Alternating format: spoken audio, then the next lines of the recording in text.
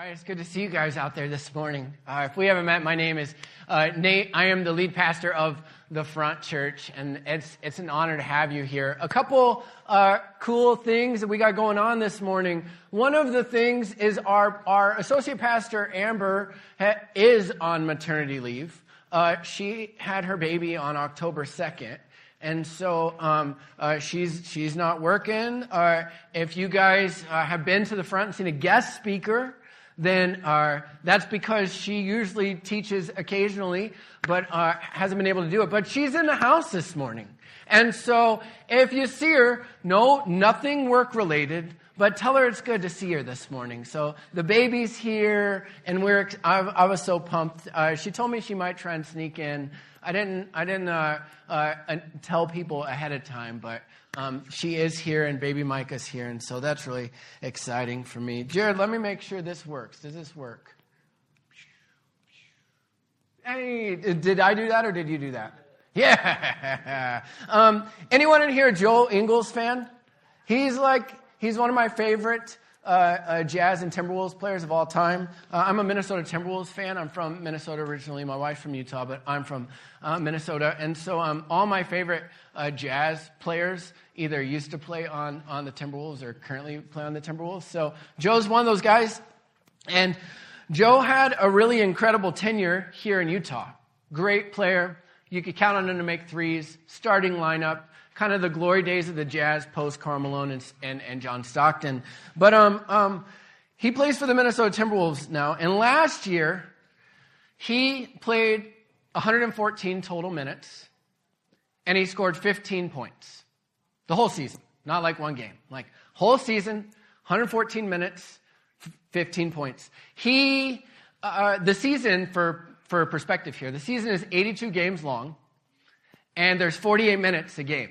So you can kind of see how sparingly he was played, but he kind of got a little famous. The Timberwolves put a highlight reel about him together. I just want to show you that real quick. Joe Ingles into the game. Will inbound the basketball. Joe Ingles into inbound, and Edwards will run out the clock. There he gets it completely in the Edwards. 117 all. Joe Ingles taking back. That was cinema, ladies and gentlemen. The inbounder. He's known as the inbounder for the team because they know that if there's a critical pass that needs to be made at the end of games, and you need it to be mistake free, and you need the best person to pass, that Joe gets put in. Now, Joe, the type of teammate Joe is he serves others. He just shows up and does his job week in and week out. He's the type of teammate that raises the level of his other teammates. He's the type of teammate who he can speak straight to his teammates. Even though he doesn't play much anymore, he can speak straight. So even though he only played for 114 minutes and he only scored 15 points last year, the Timberwolves gave him another contract this year. And I think Joe Ingles epitomizes what we're going to be talking through this morning, is that greatness comes through serving others. Now, at the Front Church, we have our own version of Joe Ingles. I want to show you a video of him real quick. You got to look closely. It's blurry. Oh, there he is. Who's that? That's our volunteer coordinator, Angel Flores. Here's the thing about Angel. Give it up for him. This was in May. He serves others. He doesn't need to be in the spotlight. He shows up and he does what's needed. He raises the level of his teammates. If Angel shares something with you, you listen. Because what he's got to say is something good, something he's thought through, something he hasn't just spit out on the fly. But he's our own version of Joel Ingles. And Angels, you epitomize for me what it means that greatness comes through serving others. And so we love you, man. We appreciate you. There's a passage, give it up for Angel. There's a passage that came to my mind as I was thinking about Angel this week and thinking about the message. That's Romans 13:7 that says, "Give to everyone what you owe them. If we owe taxes, pay taxes. That one stinks, you know. If revenue, then revenue. If respect, then respect. If honor, then honor. And I just wanted to take a moment when we're going to talk about greatness comes through serving others to give you honor. And so thanks again, man. If you guys would, if you're on the sides of the rows, there's a pile of Bibles. Grab that pile and pass it down so everybody can have a Bible in your row. And we're going to turn to page 822. So we're going to go to the Gospel of Mark, Mark's Gospel, chapter 10. We're going to go big number 10, little number 35 through 45, which is on page 822. And we're in a series called Get in the Game. And we kicked off this series a couple weeks ago talking about what kind of keeps us on the sidelines. Maybe we're Christians, or maybe we've been a part of the front for a minute, but we're kind of hesitant about jumping in, getting involved, serving more. And so one of the things that keeps us on the sidelines is we just kind of see someone who does it better, and we're like, well, I can't greet like that person, you know, or I can't play guitar like that person, or I'm not as good with kids as that person. And when we compare ourselves to others, it keeps us on the sidelines. But the Apostle Paul had an important word to the church in Corinth, and he talked about how we fall into this trap of comparing ourselves to one another. And he says, even if you feel like a weaker part of the body, you are indispensable. We talked about how we all bring something to the game. And how if we opt for convenience, staying on the sidelines, instead of getting in the game, we are robbing ourselves of connection. We're robbing ourselves of the chance to get into community. And that's the underbelly of this whole series. The underbelly, what a weird word I chose, but the underbelly is that in a culture of isolation and loneliness, Jesus invites us to live differently and to live differently with one another. And he invites us to a way of living that can start Sundays and start with one another, but it can move out from here.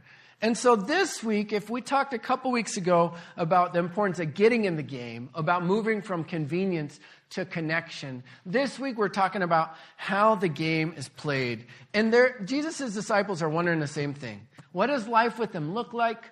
What does life with one another look like following him? And they have some ideas. And so that's where we're going to meet them in Mark's Gospel, page 822. And we're going to start in a little number 35, okay? Then James and John, the sons of Zebedee, came to Jesus. Teacher, they said, we want you to do for us whatever we ask. Well, what do you want me to do for you? He asked. And they replied, let one of us sit at your right and the other at your left in your glory. You don't know what you're asking, Jesus said. Can you drink the cup I drink? Or be baptized with the baptism I am baptized with?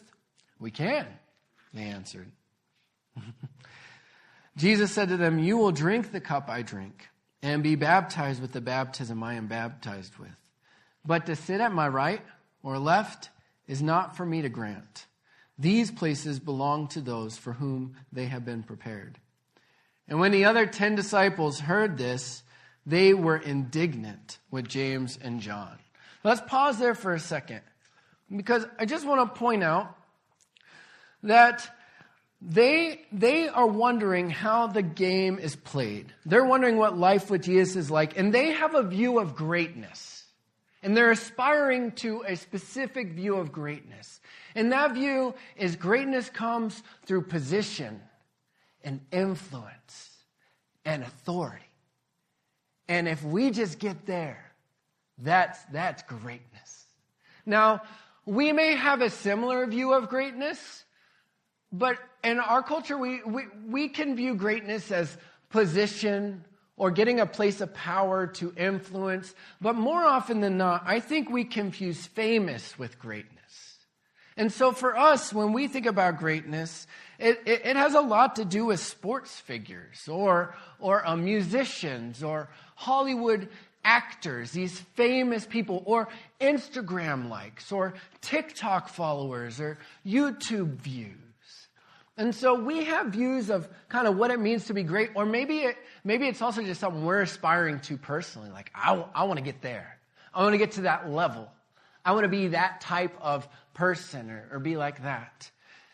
And so they have a view of greatness. We have a view of greatness, but Jesus is going to correct it. Verse 42. And Jesus called them together and said, "You know that those who are regarded as rulers of the Gentiles lord it over them, and their high officials exercise authority over them." So the Gentiles have this view of greatness too. It's power, position, authority. But Jesus says, not so with you. Do you notice what happens in this moment? See, there's a type of pursuit of greatness that leads to isolation and loneliness and division. See, they're thinking a certain type of greatness, and like, we got to go after that. And all of a sudden, they got a company of people who are pretty upset with them. Like, what are you guys doing? There's a division that is introduced by pursuing greatness in a certain way. But Jesus says, not so with you. Instead, whoever wants to become great among you must be your servant. And whoever wants to be first must be slave of all. Maybe we have thought about greatness comes through serving others before. But this is not how the broader culture in Jesus' time thought about greatness. Greatness was not through serving others. The great get served. The great get people to do things for them. The great get people to be like, wow, you're so amazing. Can I have your autograph? Like, that's what the great get to do. But Jesus says, with you following me and the community that I'm creating, greatness comes through serving. For even, verse 45, for even the Son of Man did not come to be served, but to serve and to give his life as a ransom for many. Jesus' definition is greatness comes through serving others. Not through position, not through fame, not through power acquisition, not through influence from the top down. It's almost like influence from the bottom up, is how he invites us to live and to relate to one another. Greatness is not, in church world, greatness is not who's on stage. Greatness is not who's playing the music. That's not greatness. Greatness comes through serving others. And I love that Jesus didn't just like spit this out and then like peace out, but we see it modeled in everything he does. Considering others more important than himself. Serving others, washing the feet, turning the cheek, not taking quick offense. I love that we see that in what Jesus does. So if we pursue greatness the wrong way, we can expect what James and John are dealing with in the other 10 right now. Division, anger, power, not a healthy type of community. But if we pursue greatness through serving others, it's magic. And I believe that it is the beginning of the end of isolation and loneliness, when we begin to pursue greatness through serving others. And I believe that if we pursue greatness through likes and followers and fame and position and influence, if we're pursuing greatness that way, it's the beginning of isolation and loneliness. I think there's two tracks, Robert Frost, two roads diverge in the yellow wood. Boy, that wasn't in my notes. That's 8th grade English right there. My teacher made me memorize that. I thank Miss Henderson for that when it comes to my mind. But what does a community look like that takes these words seriously? I want to sort of flip over a few pages to page 884, because we see the community of Jesus' people embodying this. Now just catch up to speed real quick to get to this moment. Jesus has taught, then he's died on a cross for the sin of the world. He was buried in the grave. He was raised up out of that grave. He appeared to many people. Then he ascends to the Father. He sends his Holy Spirit. So his Holy Spirit is now at work in his people. And what happens is all of a sudden they're emboldened and empowered to tell people about Jesus, and a bunch of people start becoming Christians. And in this situation in Jerusalem, where you have a bunch of people who are starting to become Christians, a bunch of people who are trusting in Jesus to forgive their sins, trusting in Jesus for new life, and following the way Jesus is inviting them into, which is greatness comes through serving others. It's magical. Look at this. This is what life began to look like for them. Acts chapter 2, verse 42, and we're going to read through little number 47. And they devoted themselves to the apostles' teaching and to fellowship, to the breaking of bread and to prayer. And everyone was filled with awe at the many wonders and signs performed by the apostles. All the believers were together, and they had everything in common. They sold property and possessions to give to anyone who had need. Every day they continued to meet together in the temple courts. They broke bread in their homes, and they ate together with glad and sincere hearts. Are you seeing the end of isolation and loneliness in this passage? Let's keep going. They're praising God and enjoying the favor of all the people. And the Lord added to their number daily those who were being saved.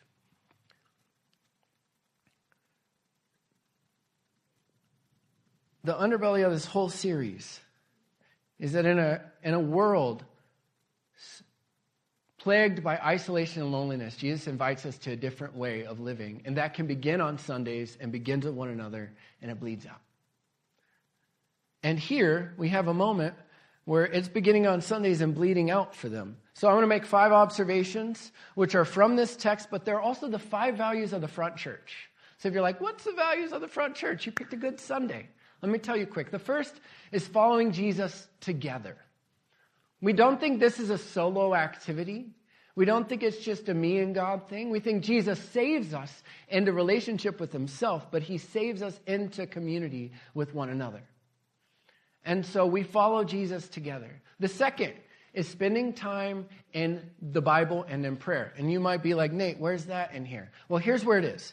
When they're devoting themselves to the apostles' teaching, what they're doing is they're devoting themselves to the teaching of those who had been with Jesus. These guys had been with Jesus. And they didn't have a Bible yet like us. They had an Old Testament, but they didn't have the gospel accounts. They didn't have the rest yet. So the way that they were to learn about Jesus and what it looks like to live as Jesus' people was to spend time with people who spent time with Jesus. Now we have the Bible.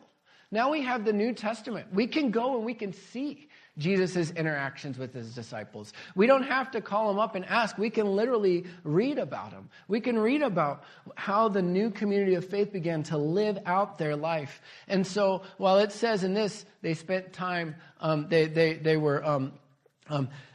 devoted themselves to the apostles' teaching. I'm just translating that for us and say that means we're reading the Bible, spending time in the Bible and in prayer. Our third value is we connect in community. That's what's happening here. Jesus is saving them, but he's saving them into a community. Saving them into a community where they're going to live differently, where they're going to relate to one another differently. And then you have them serving others. They're just doing it. They're serving others. And this beautiful expression of the kingdom of God is being birthed in the middle of Jerusalem in a world that's surrounded by people who are maybe isolated and lonely, and who are tired of the way things are going, and you have this pocket of community just birthing out in the middle of it. It's beautiful, and then they're living generously, and notice that they don't. There's not like mine in this text. It's not my guitar, my car, my couch, my house. But they realize that when you when you invite Jesus into your life and you surrender your life to him, your things aren't your things anymore. They're his. They belong to him. And that means that if there's a way that can be used, if there's a way that can be messed with, we let that happen. We're stewards of the resources that Jesus entrusts to us, but they're his, that he entrusts to us to work through us. I remember one time, this is free, this isn't in my notes. I remember listening to this podcast with Francis Chan, and he talks about how Christians need to be more comfortable with other people messing up their stuff. I don't like that. I don't like him saying that. But he's like, you got to, and the reason I didn't like him saying that is because I had a pretty nice guitar. And I had a friend who was going to need a guitar that summer, and his guitar was, and I knew, I'm not playing my guitar that much, but I have a nice guitar. And I felt the Lord just say, not your guitar, buddy. He can use it this summer. And that's not to make me a hero. This is just an example of the fact that our things aren't our things. They're his to be used by us. And so you see all this, you see how when a community is being saved by Jesus and saved into community with one another, and when they realize that greatness doesn't come through position and influence and vying for certain spots, but greatness comes through serving others, something special happens when this is lived out. And in their culture, where they are surrounded by hope-starved people that are hungry to hear and ready to hear, look what happens. Verse 47, and the Lord added to their number daily those who are being saved. They're not doing this for fame. They're not doing this for accolades. They're not doing this for position. They're not doing this for influence, but they're doing it for Jesus. They're realizing greatness comes through serving others. And when a community begins to be birthed in that way, there's a magnetism. It's like people are drawn to that. And I don't think our culture is that much different. I think we're hope-starved. I think people are hungry to hear. And I think people are ready to hear. And when we begin to embody this as a community, and begin to live in a way where we realize that greatness comes through serving others, people are drawn to that. People are drawn to that type of community, and God honors it. I think that's what's happening here. They're living in this way that Jesus invites them to live into, and God honors it. More and more people are giving their lives to Jesus. More and more people are growing and being a part of their community. There's growth. God honors it. I left a part of the Joe Ingles story out, and I want to tell you it now. Joe showed up, serving others, just being a good teammate, not really playing a lot last season, only 114 minutes, only 15 points. But there was actually a game where his son came and watched for the first time. And his son was 12 years old last year, but his son has autism, and because of some sensory needs, had never been able to watch a game completely through, watching his dad play. And so the head coach, but that day, Joe didn't play. Well, the head coach of the Timberwolves, Chris Finch, got wind of this. And so he found out the next game that Joe's son was going to be at. And what did he do? He put him in the starting lineup. 114 minutes, 15 point, the inbounder Joe gets put in the starting lineup so that when his son experiences this first game, he not only sees his dad play, but he hears Joe introduced in the starting lineup, power forward from Australia, 6'9", Joe Ingles. And he gets to cheer for his dad, and he gets to watch. And Coach Finch was asked about it after the game in his press conference, and he just said, some things are bigger than basketball. Now, I want us to see something. Joe just shows up. He's serving others. He just does what he needs to do, raising the level of his teammates. If he has something to say, they listen, but his posture of service was honored. And I believe that when we live into the reality that greatness comes through serving others, when we live into that as a community, I believe God honors that. And I believe that that's what we're seeing here. There's a magnetism, there's a life-givingness of part of the community, and people are drawn to it, and it grows, and more and more and more and more people's lives are changed by Jesus. So this can begin on Sundays. I've been trying to hit this, if it were a cymbal on a drum, like loud, so you guys can hear this week in and week out. But we have a built-in community building mechanism if we are a part of the front, and that is Sunday mornings. Now, if we opt for convenience instead of connection, and if we just kind of, well, I'm tired, or I got this other thing, or I'd rather go to Costco. Let me do a caveat here. Some of you guys might be newer to the front, and you're just scoping things out. We want that. So if you're just checking things out and you need to kind of piece in and piece out a few times while you're exploring the story of Jesus, welcome, we're glad you're here. But if you call the front your home, and we're opting for convenience, when we're lonely and we're isolated and we long for connection, what are we doing? This is built in every week, a chance to connect with people, a chance to get to know one another on a deeper level, a chance to serve beside each other, built in. Now, nothing changes and there's miracles that happen, but most of the time things don't just change on like one Sunday, but I think sometimes we expect our relationships to be microwaved when they're crock-potted. But if we keep showing up in the slow cooker, if we make this a priority item, God uses that. And this is God's solution to our isolation and loneliness. And so Sundays are built in. They're ready for you. Another thing that I just want to invite you guys to prayerfully consider is serving with the front on a volunteer team.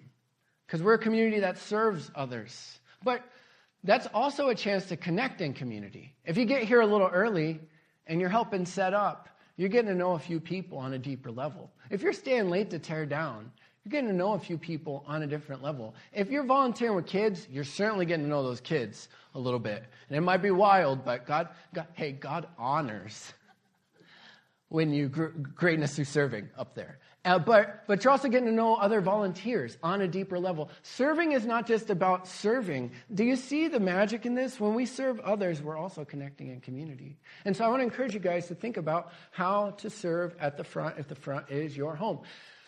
I was talking to Robin last night, and we're looking at our calendar, and there's one Sunday in particular that I'm like, you should not volunteer in kids that Sunday. You got a lot going on that week. Like, you should not do it. She's like, I have to. He's like, I'm not off. Like, I have to, I'm every week. Like, I have to do this. We don't have enough volunteers for kids. Now, listen, my wife is amazing, and I love her. And she is also the epitome of greatness comes through serving, and I'm super thankful for her. But in my mind, I was like, golly, we got to have a couple more people who love kids, maybe not as much as her, but again, we're not comparing ourselves to other people, but there got to be a couple more people who can give one Sunday a month, or maybe two, but one, to pour into the kids, to step into this greatness comes through serving, to step into this role to help, so both to bless the kids and to bless the families who have kids who aren't here, so that adults can listen undistracted to the story of Jesus. And so we got these cards. They sit at the New Here table out there. You can volunteer a kid front. There's a QR code. You can do tech. You can do hospitality. You can do worship. You can pick up the trailer or drop it off. You can be here for setup or tear down. Like, all these have QR codes, and they're all out there. And I would encourage you guys, if you're not serving yet, to step into service in some way. Okay. Greatness comes through serving others. And that's what Jesus is inviting us into. Today's Communion Sunday. And I love this. And I love celebrating Communion Sunday. Because We remember the one who came to serve us.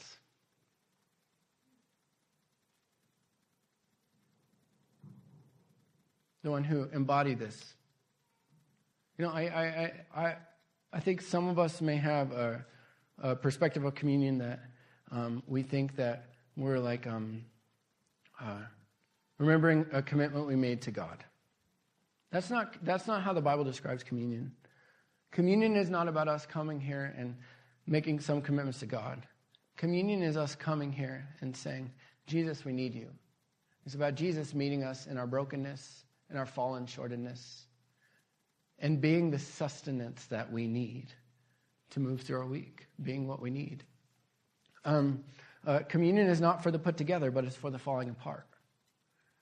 That's part of what makes Jesus' people unique, is we don't have to pretend. We don't have to put on a mask. We don't have to pretend to be something we're not. We needed him to die on a cross. We need it, and we will need it for our sins, past, present, and future. And so I was thinking about this, and I was thinking about Matthew, the tax collector, and how this guy, he's isolated and lonely for sure. His social position in society is not to be envied. He has a lot of money, but not a lot of friends. And he meets Jesus. And his world begins to turn upside down. He's like, my friends got to meet him. Like, I met him. My friends got to meet him. So he throws this party. And it's a party of a bunch of people who were the notorious sinners in the eyes of the religious of the day.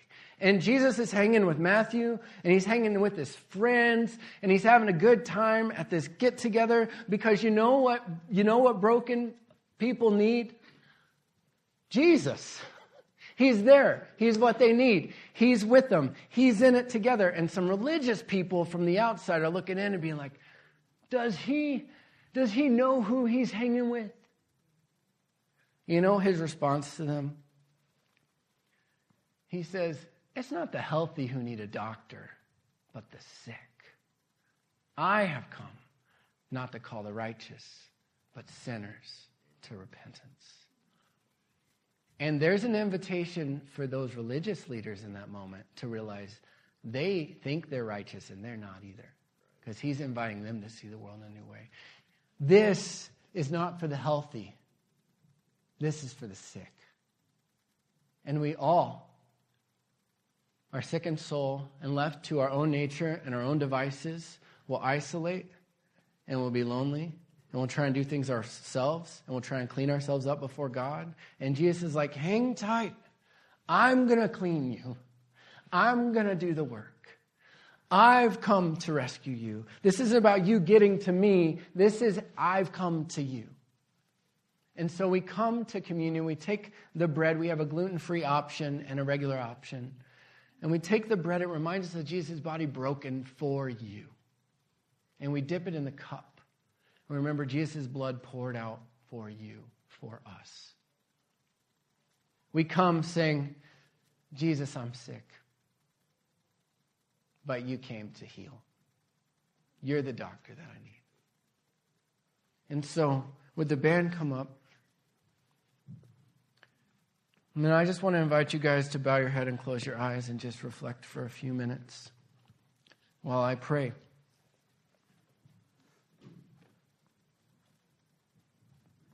Jesus, we come right now, ready to worship you.